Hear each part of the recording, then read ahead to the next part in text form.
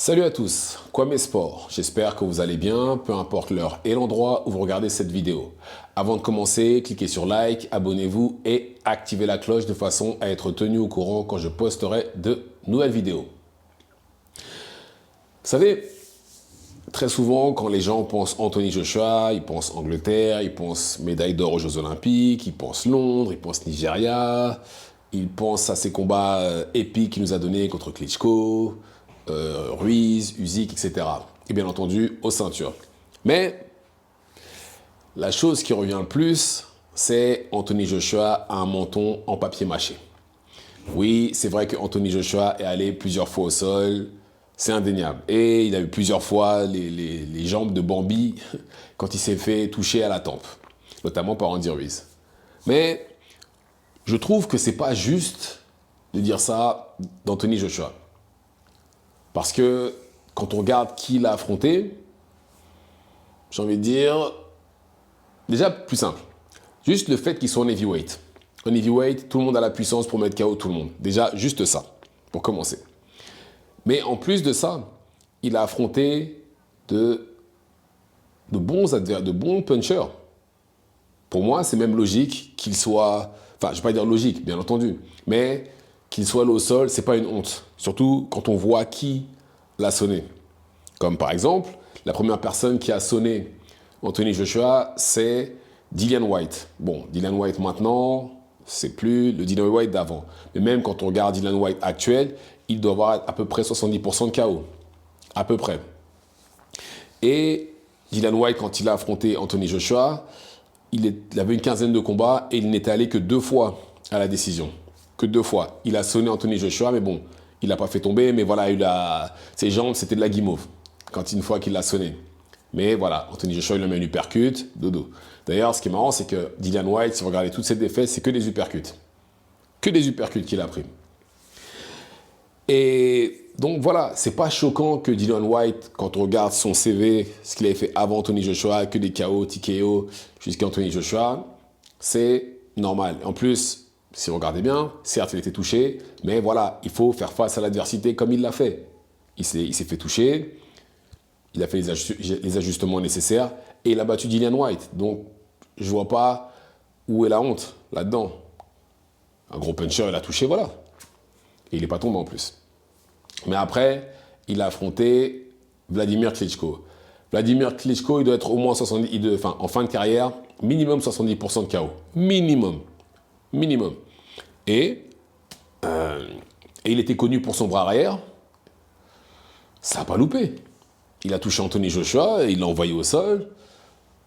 Il n'était pas très loin justement de le mettre KO et de le battre, puisque après ça, Anthony Joshua a épuisé. Mais encore une fois, c'est un très très gros puncher, Vladimir Klitschko, donc il a connecté, puis il l'a envoyé au sol. Bon, même si bien entendu, Anthony Joshua lui a rendu la faveur juste après, et il a fini par obtenir le TKO, mais voilà. Vladimir Klitschko, c'est pas n'importe qui, c'est un gros puncher. Et bien entendu, après, il y a eu Andy Ruiz. Andy Ruiz qui l'a infligé sa première défaite. Il l'a touché, il l'a envoyé au sol plusieurs fois. Même pareil, Andy Ruiz. Il doit être à 65% de KO à l'heure actuelle. Après, avant qu'il affronte, je sais pas, mais voilà. Il a quand même 65% de KO. C'est pas n'importe qui. C'est pas n'importe quoi non plus comme pourcentage. C'est important. Pour moi, un gros puncher, c'est à partir de 65. Voilà. À partir de 65, faut faire attention. De toute façon, même tout court, vu que c'est un heavyweight, il faut faire attention. Mais encore plus quand on sait que c'est quelqu'un qui a au moins 65% de KO, comme c'était le cas pour Andy Ruiz. Comme c'est le cas pour Andy Ruiz, pardon. Et si vous regardez bien, c'est... qui l'a sonné après ça? Bien entendu, Daniel Dubois. Bon, après, Daniel Dubois, c'était 5 rounds de souffrance pour Anthony Joshua. Il est allé plusieurs fois au sol et il a fini par prendre un KO au 5e round. Mais voilà, encore une fois, on a fait un gros puncher. Je ne sais pas si vous vous rendez compte, Daniel Dubois, sur toutes ses victoires, il n'y a qu'une seule fois qu'il est allé à la décision. Une fois. Donc, j'ai envie de dire, contre ce genre d'adversaire-là, Si vous n'arrivez pas à le tuer, c'est lui qui le fera. Et en plus, même ses défaites, il en a deux. Une contre Joe Joyce, TKO, et une contre Usyk, pareil. TKO aussi, pareil. Bon, après, il y en a qui diront autre chose pour Usyk. Enfin bref, on n'est pas là pour ça. Mais dans tous les cas, c'est un gros puncher. C'est pas n'importe qui. C'est pas que... Je comprendrais s'il s'était fait sonner par des combattants qui n'ont pas énormément de KO, etc. Là, je comprendrais. Je me dirais, ah ok, là, je comprends, c'est tout à fait compréhensible. Il est tombé sur un adversaire qui n'avait pas beaucoup de punch et qui l'a allongé. Comme par exemple, après, c'est là où c'est paradoxal. J'allais dire Suras contre Munguia, mais Munguia, avant ça, il avait pris des boulets d'autres adversaires, notamment Canelo. Bon, Canelo l'a envoyé au sol, mais il s'est relevé. Il n'était pas dans le mal quand il a pris les coups de Canelo. Mais par contre, Suras, c'était autre chose. Hein. Mais bon, ce que je veux dire par là, c'est que les adversaires qu'il a affrontés, pour moi, c'est plutôt... Enfin, je ne vais pas dire que c'est normal, parce que voilà, c'est pas normal de se retrouver au sol. Non, ça c'est sûr. Mais les adversaires qu'il a affrontés, il y avait une chance que ça arrive. Et malheureusement, ça n'a pas loupé, et il a fini au sol. Mais par contre, il y en a un, c'est marrant, que personne ne mentionne, qui pour moi a plus une mâchoire en papier mâché que par exemple Anthony Joshua, c'est Tyson Fury. Tyson Fury, et je parle d'avant Wilder. Hein. Avant Wilder. Avant Wilder, il était déjà allé au sol contre des adversaires. Je ne sais même pas comment c'est possible. Comme par exemple, Neven Paskic. Il a envoyé Tyson Fury au sol, et on parle de quelqu'un qui a 17 victoires, 5 KO. Je ne sais même pas si ça fait 30%. Je ne sais même pas si ça fait 30%. Et, bon, il a gagné le combat, Tyson Fury, mais voilà. Ça fait même pas 30% de KO, il a réussi à l'envoyer au sol. Oui, il s'est relevé, je ne dis pas le contraire, mais voilà. Ça, c'est quelqu'un qui a des coussins à la place des poings, qui l'a envoyé au sol. Et après, il y a eu Steve Cunningham. Alors, Steve Cunningham, c'est un cruiserweight. C'est même pas un heavyweight, c'est un cruiserweight, donc quelqu'un qui est monté de catégorie. Et lui, par contre, 30 victoires, 13 KO. Il n'est même pas à 50%, il doit être à, allez, 40, 45, entre 40 et 45. Donc voilà. Il a réussi à l'envoyer au sol, Fury. Bon, Fury a gagné encore une fois, mais voilà, il a réussi à l'envoyer au sol. Donc, je sais pas, hein. Et ça, c'était avant Wilder. Hein. C'était avant qu'il se fasse abîmer par Wilder. Bon, bien entendu, après Cunningham, il y a eu Wilder. Wilder qui l'a complètement abîmé. Ça, il n'y a pas de débat. Il a complètement abîmé Tyson Fury, même s'il a perdu la guerre.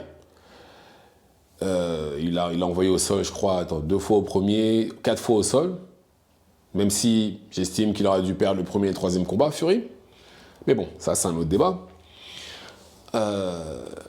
Après, il s'est fait abîmer. Et celui qui l'a envoyé au sol, bon, après, ça reste un gros puncher, même si c'est pas la même puissance avec les gants de boxe, Francis Ngannou.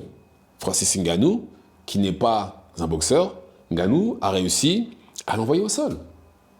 Sur un contre propre, il l'a envoyé au sol. Mais voilà, il s'est relevé. Mais bon, là, ça reste un heavyweight et ça reste quand même quelqu'un de très puissant. Donc, à la limite, j'ai envie de dire, voilà, ok. C'est comme Wilder, c'est compréhensible. Même si c'est pas normal qu'un boxeur, qu'un combattant MMA qui n'a aucune expérience en professionnel en anglaise arrive à faire ça. Mais bon, ça après, c'est Fury qui a voulu jouer au plus fort avec lui. Il a failli le payer au prix fort. Et il y a aussi, bien entendu, Usyk. Usyk, le cruiserweight. Usyk, le cruiserweight, qui pareil doit être à 60% de KO, un truc comme ça. C'est pas un gros puncher. Et pourtant, il a réussi il a sonné et bien comme il faut. S'il n'y avait pas eu l'arbitre, il aurait sûrement pris un KO Tyson Fury. Donc voilà. Vous pouvez dire ce que vous voulez, hein. Mais si on se base sur le nombre de fois où les deux sont allés au sol et qu'ils ont affronté, celui qui a la mâchoire en papier mâché, c'est Fury. Pas Anthony Joshua. Hein. Ah, pas du tout. Il a affronté des cruiserweights, des combattants qui ont même pas 30% de KO dans leur CV. Et pourtant, c'est Anthony Joshua qui est vu comme celui qui a la mâchoire en papier mâché.